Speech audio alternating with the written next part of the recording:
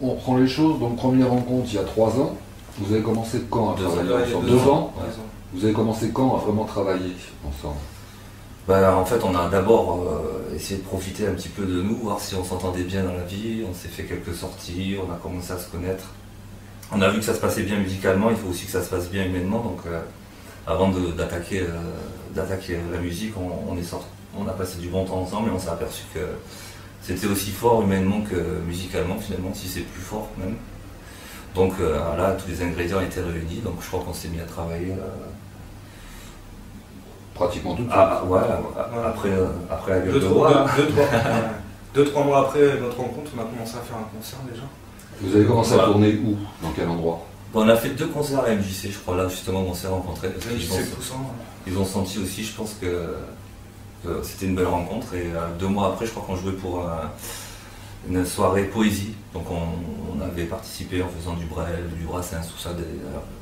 Ah donc vous chantez du français en fait, parce qu'au départ Cyril nous parlait plus d'une orientation blues, rock, mais en fait votre vision musicale, en fait, votre panorama musical. Moi la guitare, c'est hétéroclite quand même. Moi je suis plutôt un chansonnier en fait de la guitare, donc j'ai pas une technique très élaborée à la guitare, mais j'ai toujours chanté. Dès que j'ai eu ma guitare, en fait, moi ça a été pour chanter, au-delà de jouer de la guitare.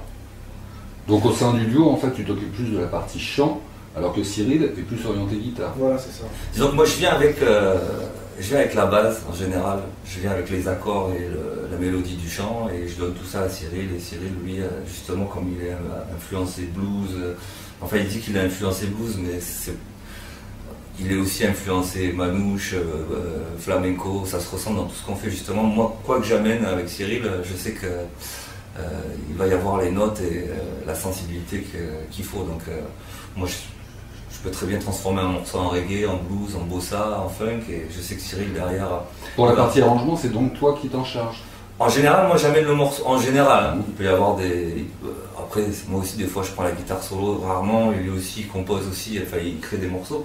Mais si on parle de la manière dont on travaille en général, c'est ça, ouais. Moi chez moi je reprends des textes que je retravaille sur d'autres mélodies, reggae, blues, funk.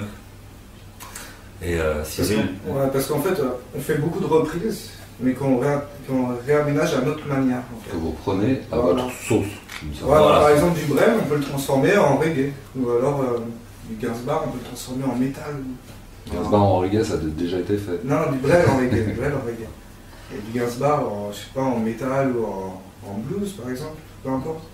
Beaucoup de morceaux aussi étrangers, on les reprend d'une manière vraiment modifiée. Et c'est là où c'est intéressant pour nos auditeurs. Ils reconnaissent vraiment la musique. L'idée de base, c'était de faire du populaire quand même. Parce qu'on a commencé dans le piano bar, le restaurant, donc il faut que les gens reconnaissent. Accroche voilà. Au niveau déjà des textes, au niveau des artistes, même si le morceau est modifié, si on reprend un artiste différemment, les gens savent quand même pour reprendre du Aznavour, du Brel, et ça plaît. Et ils peuvent redonner avec nous l'air, et de suite il se passe quelque chose entre nous et le public, il y a une onde qui se passe.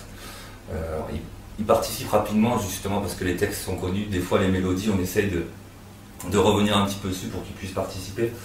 Donc voilà, nous on s'éclate artistiquement parce qu'on met notre sauce, on s'interdit rien. Si on veut faire du Aznavour en rock, on fait du Aznavour en rock, si ça nous plaît on fait ça. Jusqu'à maintenant ça a toujours plu.